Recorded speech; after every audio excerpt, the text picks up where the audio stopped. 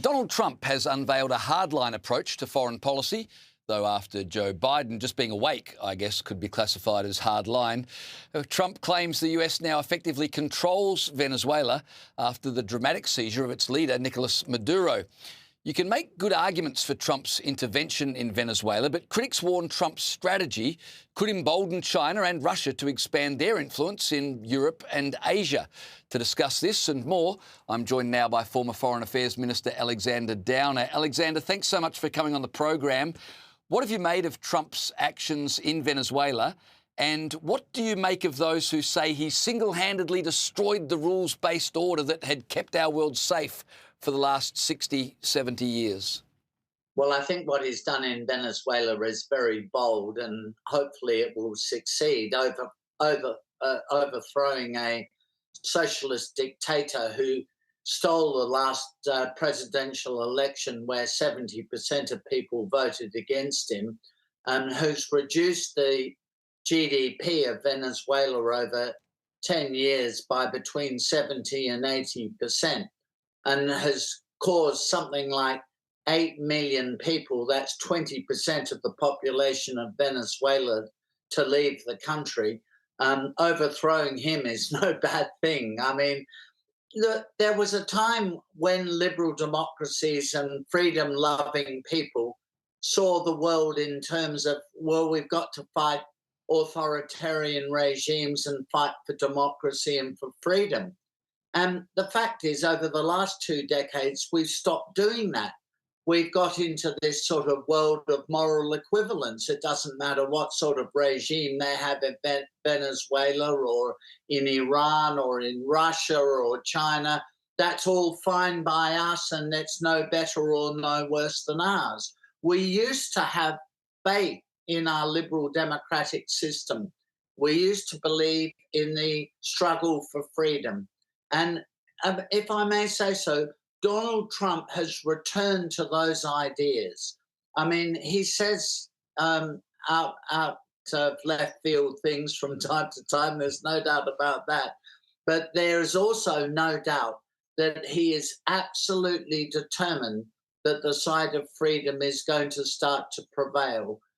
Because under the old rules-based system, as you describe it, Iran, Russia, China, North Korea, they've totally disregarded it. Yes. They've disregarded it. We've applied it, and they've disregarded it, and they've made a mockery of us over the last 20 years. That's what I've not understood about all these people complaining that Trump's destroyed the rules-based order. I'm thinking, who's been obeying the rules? We have, but not China, not Russia, not Iran, and we've been made fools of. So I like your analysis. Let's go from Venezuela to Greenland, because Trump doesn't seem to be slowing down in terms of his ambitions. Is ambition the right word, or is it national security that really is motivating him? He's now pretty determined to really make a pitch for Greenland, even suggesting that perhaps residents of Greenland could be paid money, presumably to vote to join the United States. How serious do you think he really is, and how far do you think he would go if Greenland is that vital to America's national security? Well, it is vital to America's national security. By the way, I've been to Greenland, and I don't know many of your viewers could boast that.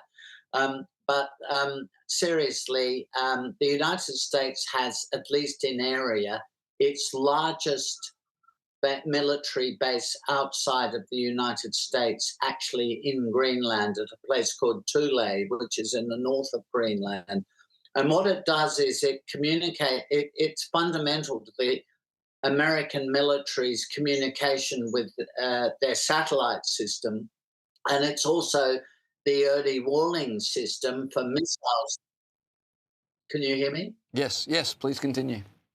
The early warning system for missiles that might, in the event of a terrible war, come to the United States from Russia. So this Thule base is absolutely critical to the security of the United States. So when you look at it from America's point of view, Greenland is a Danish colony. Wouldn't it be better if the Americans, rather than the European Union, had control of Greenland um, uh, in terms of American security. Look, I mean, I think it's very debatable, and it's probably not worth the trouble to try to buy Greenland from Denmark, because the Greenlanders themselves seem to want independence. That was the message I got when I was in Greenland.